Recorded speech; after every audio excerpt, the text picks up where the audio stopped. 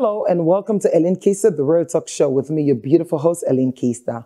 Today's episode, it's about creating a mark in the fashion industry, a competitive and dynamic field that requires creativity, passion, and vision.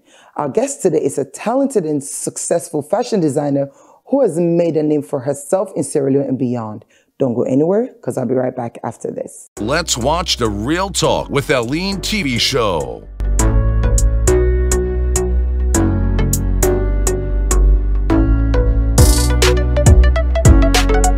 By our very own daughter of Sierra Leone, Ellen Keister. Welcome back to Ellen Keister, the Real Talk Show. Ladies and gentlemen, help me welcome Jenneh Amara, Bangali of Swank Couture. Welcome, Jenneh. Welcome, welcome. Thank you for having me. I remember when I used to host my dang, right? I used to like to present Swank because I'll be in the back like, Swank, So let's start with that. Swank, where did that come from? It's actually Creole for getting dressed up. So I was looking for the correct word, and I didn't know any other dialect really that I could choose a particular word. So I just thought to myself, swank is the word. So swank, and then I was in a francophone country then. Okay. So couture was French. French, yeah. You guys say, how do you pronounce it? What's it, couture? You say couture. Everybody else tells everybody else. Go ahead, yeah. So I just thought, okay, swank couture. So I've got my Sierra Leonean side and I've got the French side. You got the French side. Yeah. Oh my God. Okay, cool. What inspired you to become a fashion designer? Actually, I was unemployed. Really? I was unemployed and I loved clothes. I loved going out, and I just realized that just going into a fabric shop just gave me that, that zeal, that perk and everything. So I said to myself, I think I should look into this. And growing up, I used to be the one doing the clothes for the gang. Oh, really? Yes. Okay. I used to go out shopping for the fabrics, come up with the styles. But it was just one of those things being a teenager. So I started doing it and that was it. Oh my God. How long has it been since you started doing it? Because you mentioned, you were in a French country. So how long, as far as years? I started in, I should say, maybe 1990. Actually, I started in Sierra Leone. When I came back from London, I couldn't get a job, so I started sewing shorts and hoodies for the hotels. Oh, really? And I was supplying the shops in the hotels, the hoodies and the shorts, and then I left and went to a francophone country, and I worked for a bit as a teacher. A teacher? Yes, I was a kindergarten teacher. It was the best moment of my life, I must say. Okay. And then I decided to go into design, and I had my own store, and that was it. All right. So do you have a store here? When you mentioned the store, do you have a store here, or you just do it from home and then do supply? No, I have like a place where I work, a studio, and it's in town.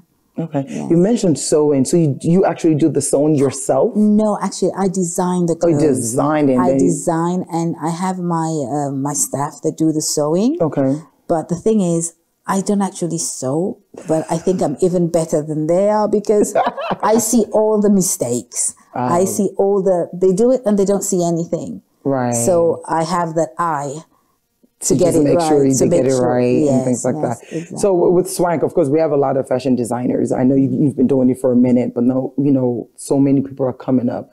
So because I'm talking to you, so I'm talking to you directly. What's the vision, for Swank? Well, my vision for Swank, since I've been around for so long, is to actually be there for the ones that are coming up. Okay. Be like a support system. Anybody needs to ask a question, they need direction. I'm free, I'm easy, I'm not someone that's bothered. Right. So I'm available. Okay. Kind of. She's available for upcoming designers. Everybody has their trademark. When you see this person, okay, this is this person. What would you say is Swank's trademark? Like, what's your style? Actually, I have my forever pieces. Okay. And these pieces are clothes that 10 years down the line, 15 years down the line, you will see someone wearing it. Okay. And I was explaining to someone the other day, it was a friend's 50th birthday, and she turned up with something simple, flowy, beautiful fabric and everything. And I complimented her. I was like, oh, this is nice that you're wearing. And she's like, nice, you made it. I was like, me? She said, yes, you did. She said, I bought it from you like 12 years ago. I was like, and you're wearing it on your 50th birthday. How could you? And she's like, I want to feel comfortable. So that's what the Forever pieces are about. Things that would make you feel comfortable. Okay. We don't actually look at body size, or we're not selective. Right. So whatever we make should make you feel at ease and comfortable. That is very important for us. Oh, I like that. So how do you, do you merge the African culture into it? Do you do Ankara? Because earlier you mentioned something about, shorts and stuff like that. Yeah. So do you do like the English side of those things and then the Ankara? So are you able to blend and make it Sierra Leonean? I actually use a lot of country cloth. Oh, okay. I use country cloth. I use Ankara. I use tie-dye. Okay. And a lot of these, I use like silk fabric, and I actually tie-dye the silk fabric. I have a lot of my work, actually, I do with women.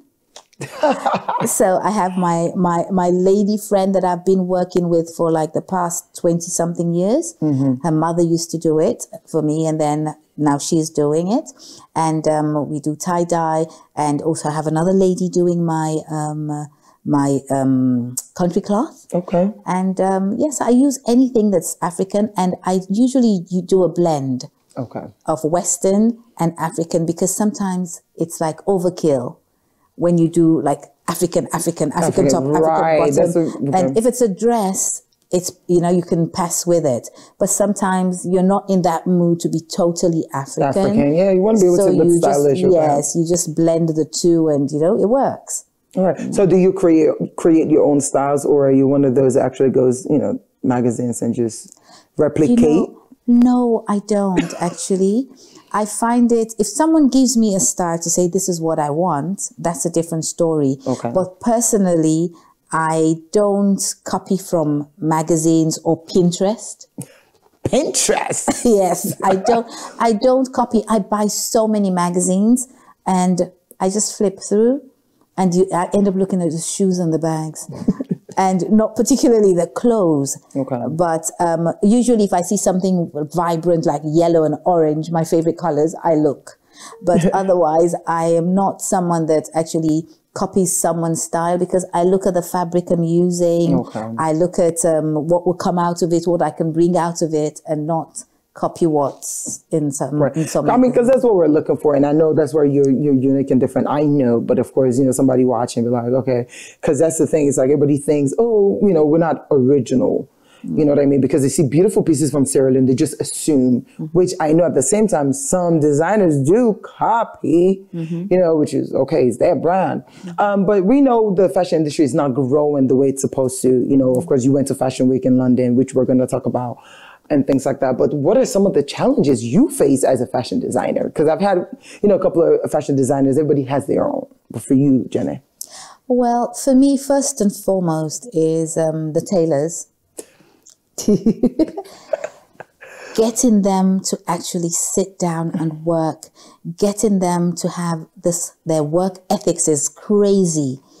They will come today, have an excuse tomorrow. When you need them, they're not there.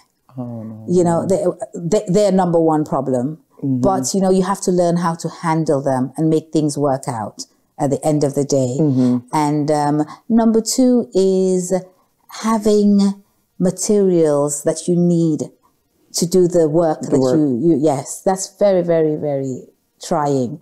I must say, like, you just want the basic scissors, the correct scissors to use. You need the correct zipper. Right. They're all these little things, and you end up going abroad to buy. The other day I bought a zipper in London. It was £9.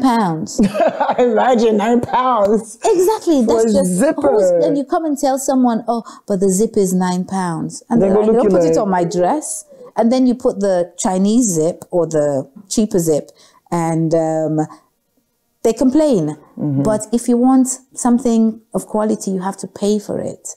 Okay. So, and that kind of takes me to my next question of balancing creativity and business. Just like you were saying, I think, if you want to create something fabulous, you don't want to pay for it. Are you able to kind of manage? Well, sometimes you have the clients who wants the like the upper grade, and those who just want you to make something simple for them. So you will see, you know, sometimes you get caught up in the whole thing because you want to help out. You know, this person can't afford it, but they need it. And, you know, you get caught up in the middle of all that. But otherwise, if it's high end, you go and get high end fabric for them. Yes. You know, like going to London Fashion Week, I couldn't go 30,000 a yard fabric. Right, because you represented all of us. Exactly. Like the whole country. So I had to like you know, I upgraded a lot. And most of my fabric, I travel quite a bit. So I anywhere I go, the first thing I ask was, where's the market? Where's the fabric market? You know, you go to some places and you have friends who are very snobbish and you're like, can you tell me where the market is? And I was like, what market? I don't go to the market. I don't know if there's a market. I was like, in a whole country, you don't know where the market is. I remember going to Dubai. I asked my friend, I said, I want to go to the markets, please, to the fabric. She says, I don't know where that is. And I was like, what? I was like, maybe you can ask my driver. I was like, oh my goodness. I was like, I'm not coming to you anymore. Oh my God. Yeah, I think that's another issue. I mean, what are you guys trying to do to be able to have access to these things? You know what I mean? As far, have you thought about, you know, coming together and see how you can get, you know, well, you know, materials? everybody's style is different. Right. Everybody's designs are different. So I know that when I need my silk satin or my silky fabric, I know where I'll go for it. When I need my raw silk, I know where I'll go for it. So everybody's choice of fabric is different. Yes. I have a Sierra Leonean friend that I get my fabric from. She's a little bit on the expensive side, but I know that I'm getting my money's worth if I go to her. Go there and get yes, yes. But it's just to get the clients who are willing to pay. And you know how it is right now. Yes, it's very difficult, you know, but definitely you heard her. I mean, £9 for a zipper, not in folds, in need them for particular clothes. So they're not really expensive. It's just sourcing the fabrics is really hard and difficult. Don't go anywhere because I'll be right back after this. It's a brand new song for our customers. Where they back with us all over the universe. As the holiday they done and the picking and they about for gonna school back, you be get something special for make you smile. If you collect Western Union, RIA, MoneyGram or Africash, now any of them you be a branch them, you get the chance for benefit from school supply them like bag, water bottle, pen, exercise book and plenty other thing them. During this same promotion, if you open UBA Kiddies and Teens account with 250 loans no more, you picking go get the chance for take part in the raffle draw for win 1 year scholarship where they up to 25,000 new loans. Just enter na any UBA branch all over the country and benefit from this promotion. No forget to gifts, scholarship, UBA gets everything where you picking need for go back na school. No delay, UBA ready for put smile na you picking in face. This promotion they start now till October done. Waiting you the wait for. UBA, Africa's Global Bank.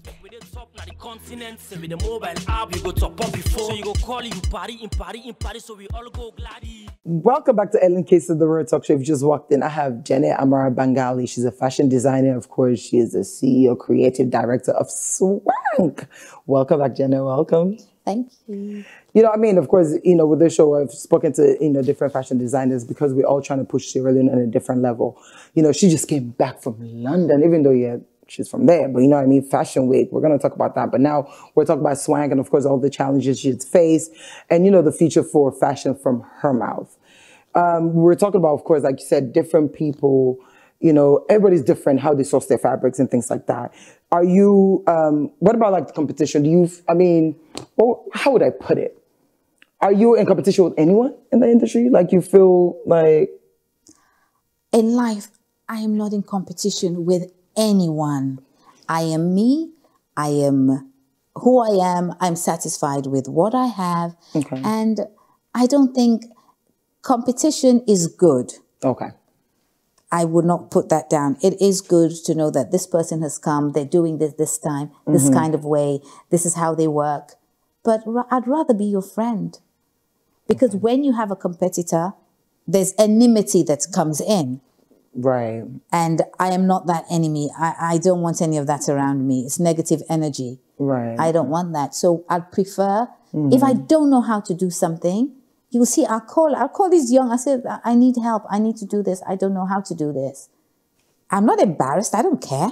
No, you shouldn't be. You know, so you show me what you know. I'll show you what I know. I'll tell you what I know if you want, if you're interested. You know, I'm ready and open to share my ideas, my thoughts, my views, and everything like that. But I guess that's coming from a stage of maturity. Right. And, you know, when you say in Creole, I don't buy, I don't sell. I don't I profit on it. I don't wait for. So, you know, I'm like, I've reached a stage where it's not worth competition, is good and everything like that. But I just want to have like a fun time now. Just enjoy what you're doing and things like that. Yes. What about the young designers coming up? Do you feel that they are getting there, or they still have a lot to learn? I mean, of course, we learn every day. But I mean, you know, if you notice in the past couple of years, of course, from the time you started, a lot of young people have come up. So do you think they're doing you guys justice? Like the older... Yes, I must say a lot of them are very impressive. I love Hudson's clothes. I love Marie's clothes. I love a few other designers. I have a young lady on Adelaide Street next door to me. She makes beautiful clothes as well. And it's nice to see them doing what they do and enjoying it. But one thing they must know is that it's nice to collaborate. Nice to get someone else involved. I'm collaborating with someone. And we're both so happy with each other. No stress, no hassle, no whatever, no fighting. You know? Who are you collaborating with? With Fashion One. Oh, I had him. Yes. Mohammed. He's so cool. Yes, with Mohammed. Okay, what are you guys doing with the collaboration? Well, actually, he's doing my men's clothes. Okay. Because I have my male clients. So when they come to me and like he does my male clothes, and then he does if I need embroidery, he does my embroidery. I do my designs. And now I'm doing like this sportswear, football for reform and fashion for change. So he did the actual like sports where I drew it, what I wanted.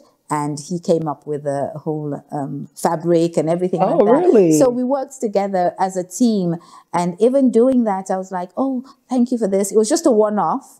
And now, you know, I'm being asked questions about it. So I was like, okay, so how do we do this? And he's like, no, that's on me. Don't worry about it. He says, this is really nice. I like it as well.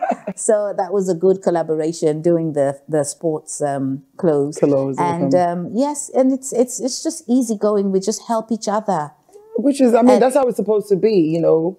If we do that, I think if all the designers here hang heads, do things together as one, we will go further. Because if you check out the other countries, no matter what the competition is, they hang heads when it's necessary. Right. But have you tried to reach out, or they really just don't want to do it? No, besides Mohammed is really working with you right now. No, we have an association. Okay. Yes, Fashion Designers and Textiles Association. And we've reached out to certain people, you know, like sent them letters, be part of this and everything, because we want to actually know each other and help each other grow and see if you're doing this. Like Frederica does print. Print, right. If I want to do print, who would I go to? Frederica, can you do the band of a thing for me, please, of my skirt?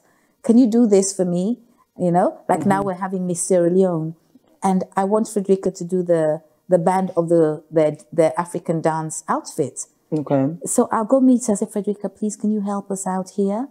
That is what it's all about. We're just asking each other and, you know, being in sync with each other. That's how it's supposed to be, but it seems like they're not really responding the way you're sounding. It's like a lot of people don't want to do it. But it's okay. I think it's okay to collaborate because, like you said, with Frederica, when you talk about Prince, it's Frederica. But everybody else I see, they're doing prints now instead of really reaching out. However, I think we'll get there someday. I think it's because, you know, I mean, there are a lot of challenges for every designer. Yeah. So maybe everybody just want to stand out. I know you mentioned earlier you don't really look at magazines and things like that, but how are you able to keep up with like the latest trends of what's happening, what's popping? You know, I know somebody wore your clothes after 12 years. I'm just saying what's happening now. Well, to be honest with you, I have a young daughter. So she actually like gets me on my feet, and sometimes obviously I watch what she wears and all that kind of thing, or listen to their conversations.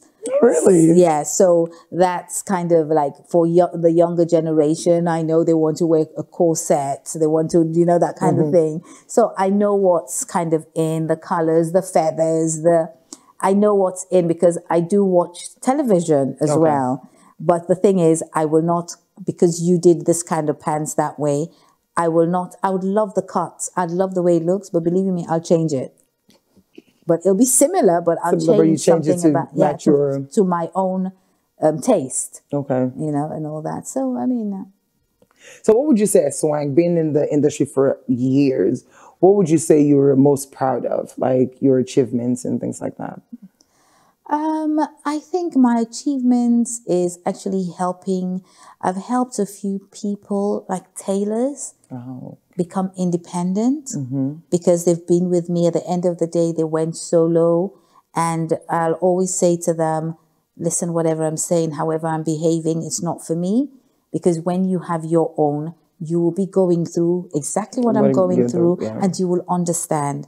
So I train sometimes these younger ladies, I train them, some of them, they don't pay anything, but they come and they learn a little bit of this, a little bit of that.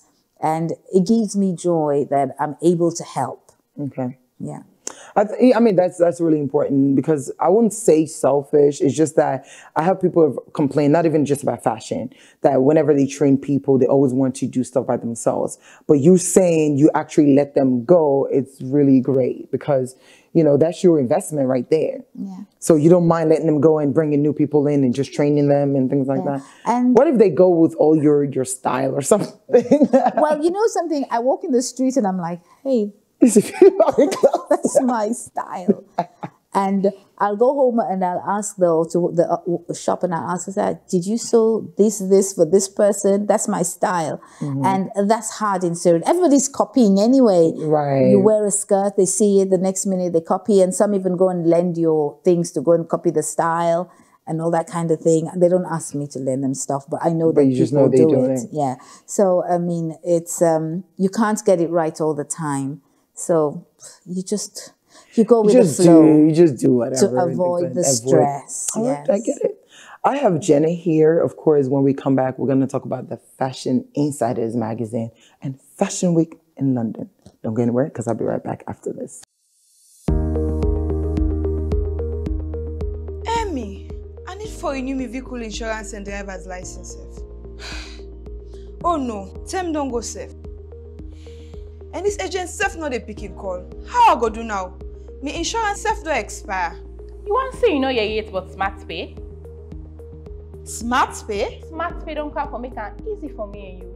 No need for left your office again or host for go do renewal or even call agents. You can simply go online and visit their website on www.smartinsuresl.com for renew insurance, or www.slrsaonline.gov.sl for renew license. All you need for doing for complete the online form, submit them, and then pay with SmartPay. SmartPay don't make life easy for we salon people. With just this my cash card, I use them for pay bills in restaurants, supermarkets, and I can even use them for buy tickets for events, pay university fee. And all done deal, I even use them for pay ETSA, prepaid and postpaid, and I even use the same card for shop online with no cause to complain, because you can put as much money as you want inside this card. Not forget about the gift card, which you can use for gift posting. In fact, me right now, I need to accept no gift if you know they're in the form of SmartPay gift card, because I can use that also I want and how I use them. Eddie Mamina you get, yeah? Before I forget, una went into sports betting. SmartPay don't make it easy for una for place una bet and collect una winning. Do you allow go do one time online?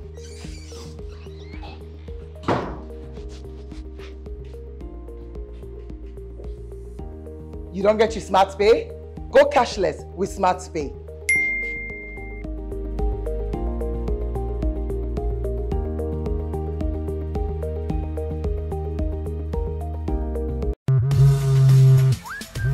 Doro World Traveler. How is your Miami vacation going? Fine, babe. I'll be back next week and I've bought you a lot of things. Well, I hope the designer bag you promised is included. No excuse this time.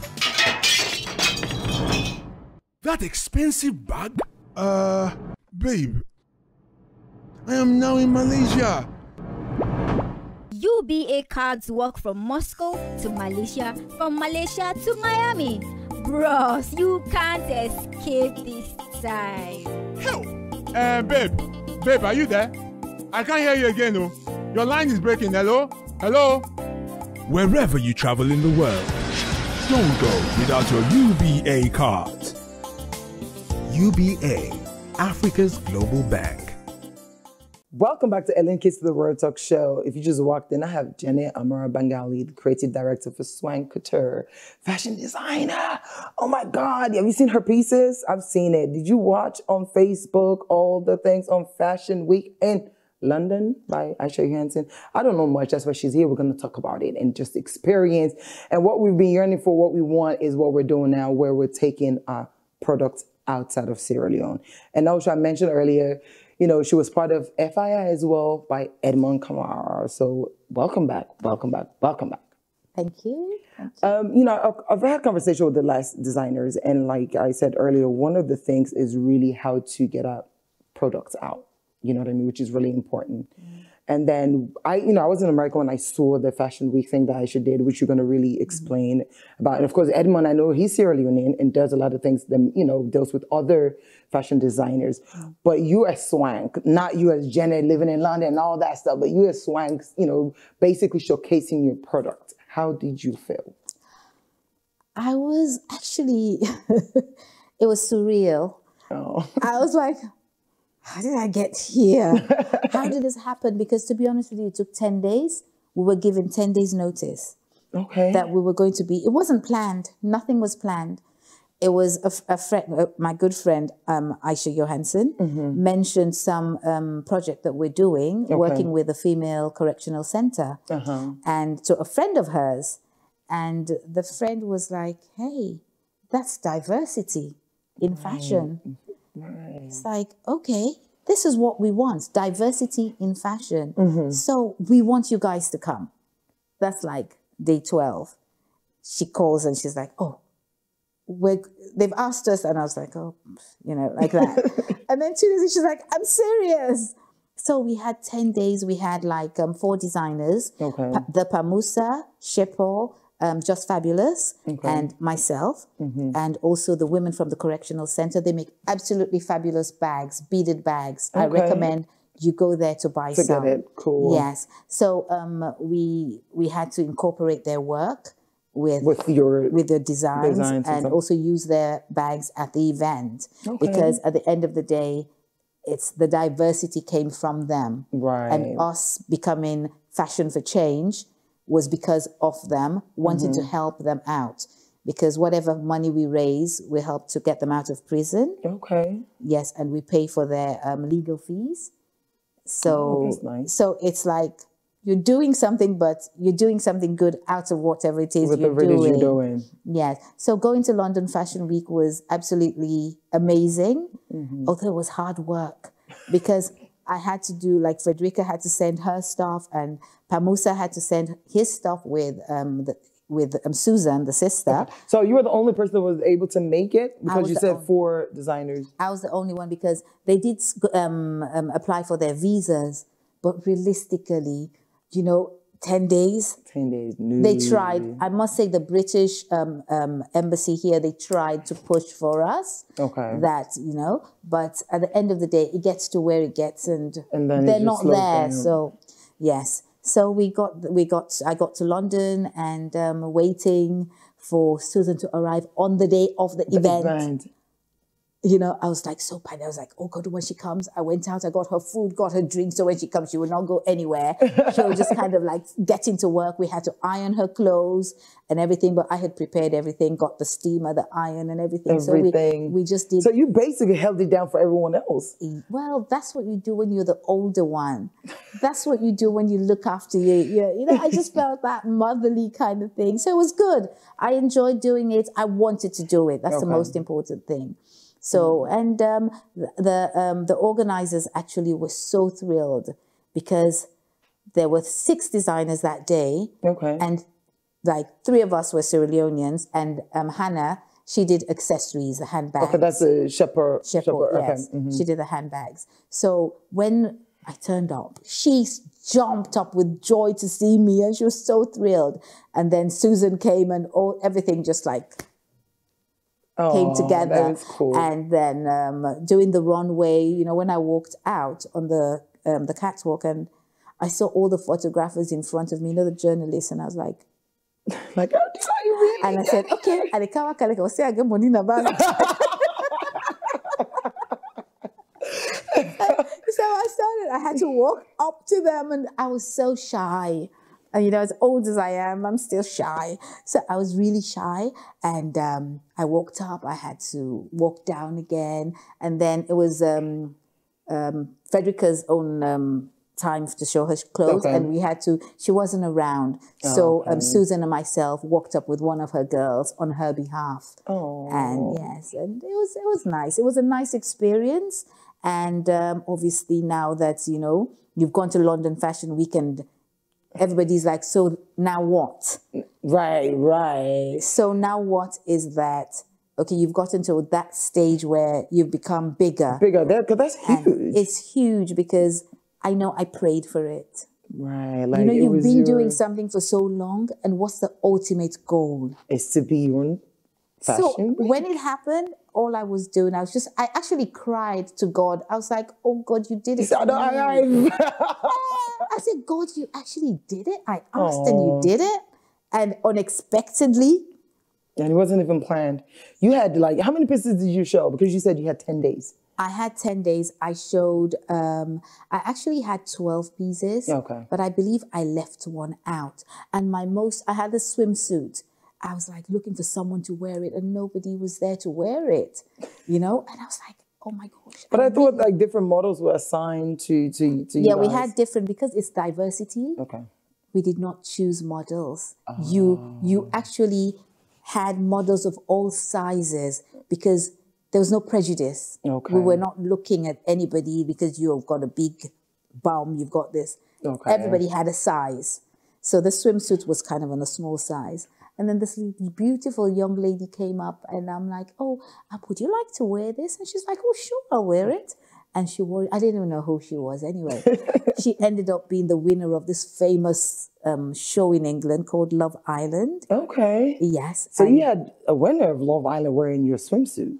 That's on a whole different level as well. And the next thing, I was on her page. She put a picture of me on her page, and she sent me a message. She says, hi. Says like, Instagram is asking for your brand. And I was like, yes. So cool. I think that's awesome, and I think it's really important. You know, once you guys started it, I'm hoping, of course, next year we keep going and then get to show different designers as well. Yeah. The other thing, of course, I mean, talk about the visa is more like I remember when I saw the flyer. Mm-hmm. And we had Aminata, you know, there's, and of course you're boarded with Miss Sierra Leone. And we were all, everybody just assumed she was going to be there and everything else. She was actually. And then last minute she was like, nah, I won't go. But actually we're going to go back. Okay. We have been invited because they were so impressed with us, considering we had like a Zoom meeting with the organizers and they'd never met us or anything like that. And I was very open. Okay. I said, listen, we have the way we do our things in Sierra Leone.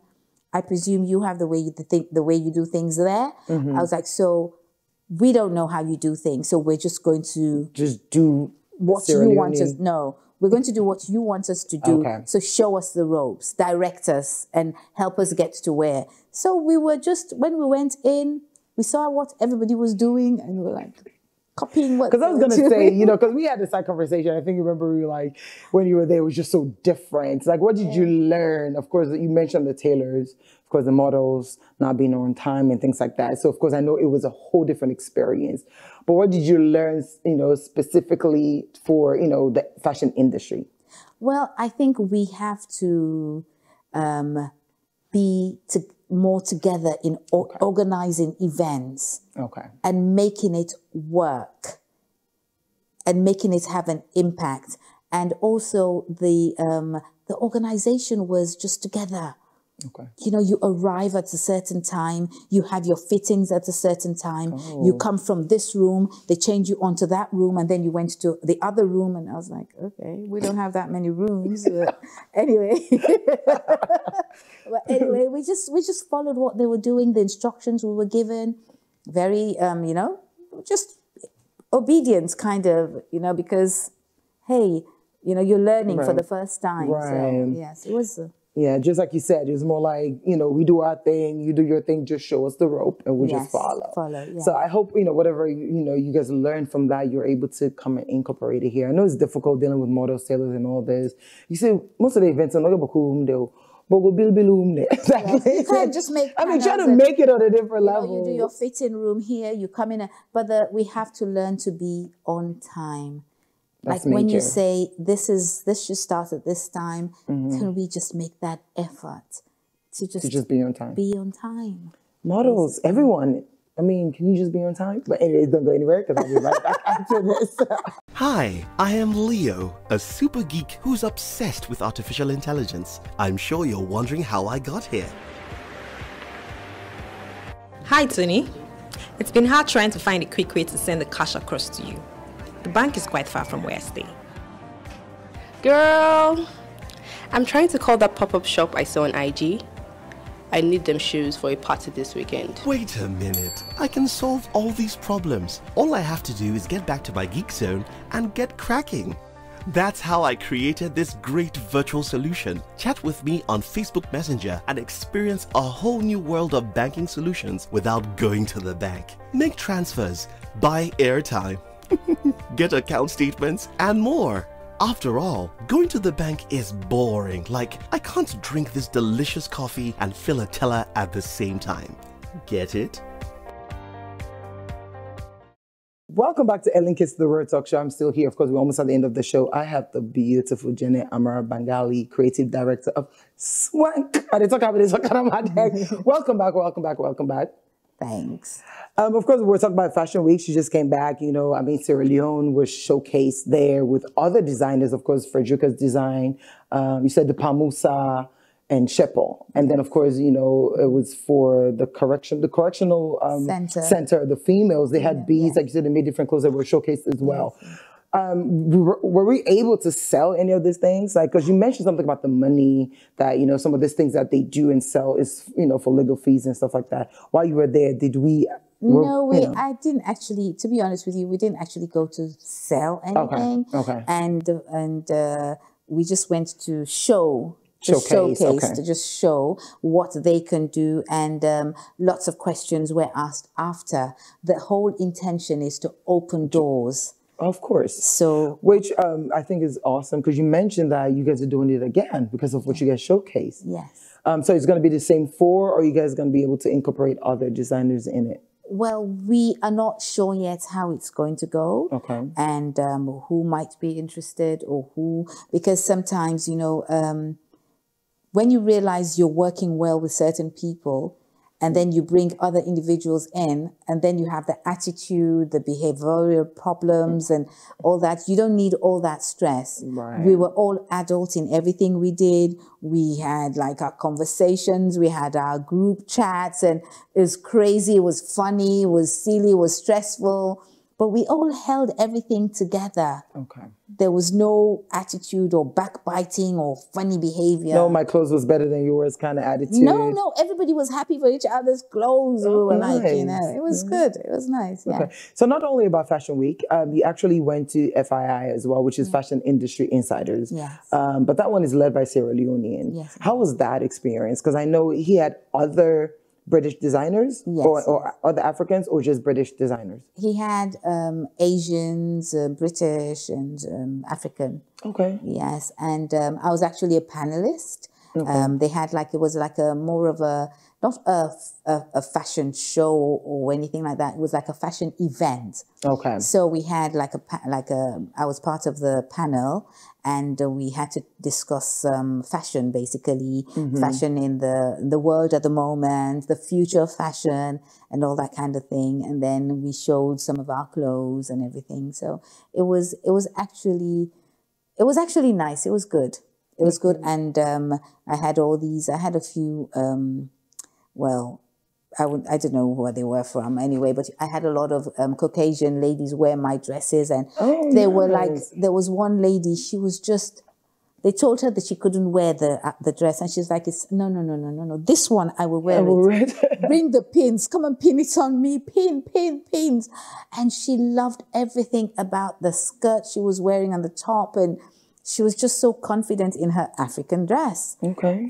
But the whole thing came out very well. Everybody was appreciative, and it was great. It was another win for Sierra Leone. Sierra Leone, yes. It was a weekend for Sierra Leone. Okay. And for me personally, I love Sierra Leone so much with all my heart that anything you tell me that has to do with Sierra Leone, that has the word Sierra Leone in it, I'm jumping. Okay. All right. So, I mean, we're almost at the end of the show, of course. What's the next big thing? I mean, this is big and huge, Fashion Week, but at Swank, even, you know, with Sierra Leoneans or now, what's the next big thing? Like, where would you like to go from here now? Like you said, the question is, after this, what's next?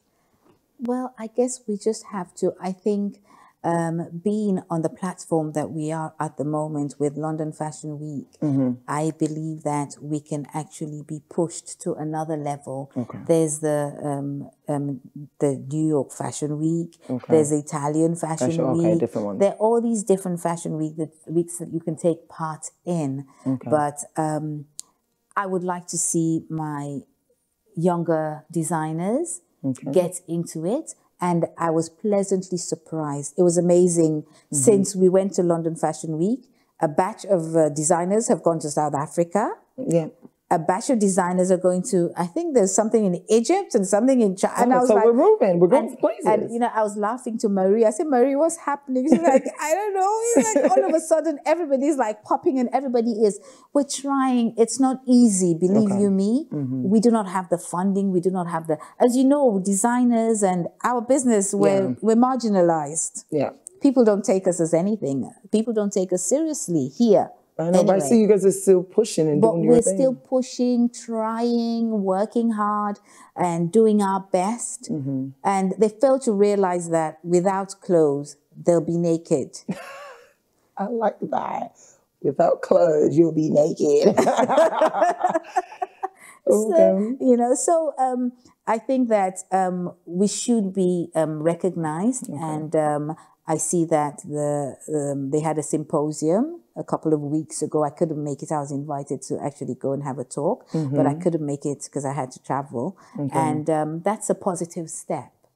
So we just want the government to know that there's this industry and you guys matter. You help the agriculture industry, you help this industry, the tourism industry.